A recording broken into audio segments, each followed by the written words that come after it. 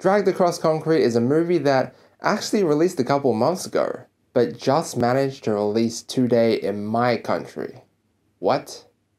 The movie stars Mel Gibson and Vince Vaughn as police partners who descend into the criminal underworld after they get suspended when they are caught violently assaulting a suspect.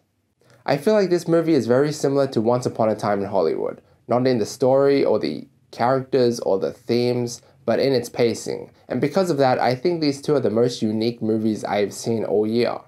It's not like the typical action movie that we are used to. In fact, there's not a lot of action at all. Most of the time, it's just people talking, and this can be very boring.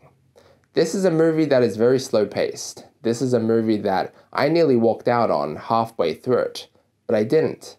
And I'm kind of glad that I stayed. Now look, I don't like to bash on directors or movie producers just because they produce the type of movie that I'm not necessarily into, because I respect the amount of work and effort that everyone puts into their movies. Every director has their own vision that they want to show to us, the viewers, and I can kind of see what S. Craig Zahler is doing with this movie and what his vision is. Every shot is articulated and shot very well, and it just feels like we are with the actors and following them every step of the way. There's this one scene where Vince Vaughn and Mel Gibson were talking for like 10, 15, 20 minutes in a car, and nothing is really happening, but it's shot as if it's real time and how it's supposed to look if you're planning something like they were. Planning and talking may take a long time, and that is shown in the movie. You know, it just feels very realistic.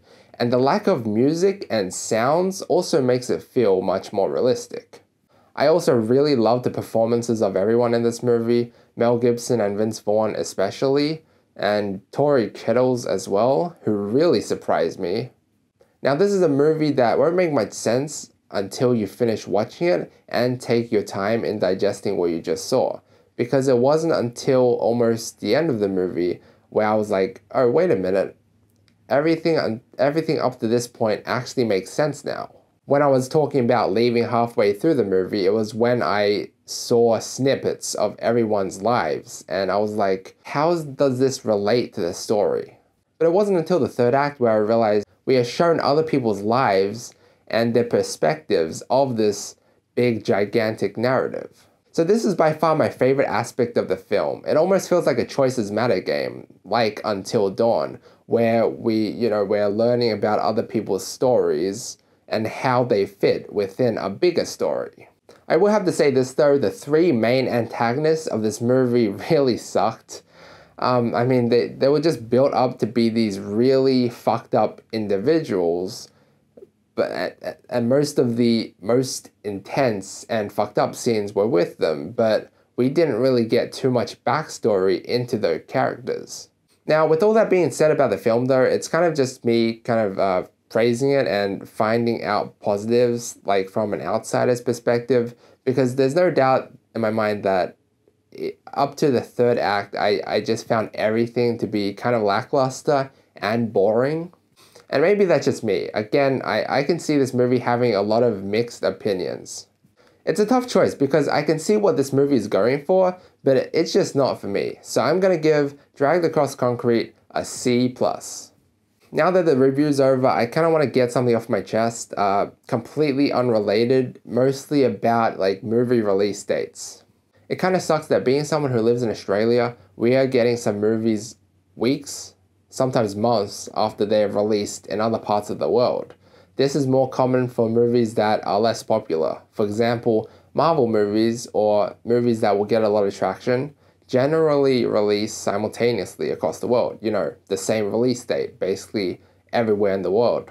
But for movies like Dragged Across Concrete, like movies that won't be under a lot of people's radars, these movies generally have a wider range of release dates. But for some reason, we are always the last bunch of those to watch them.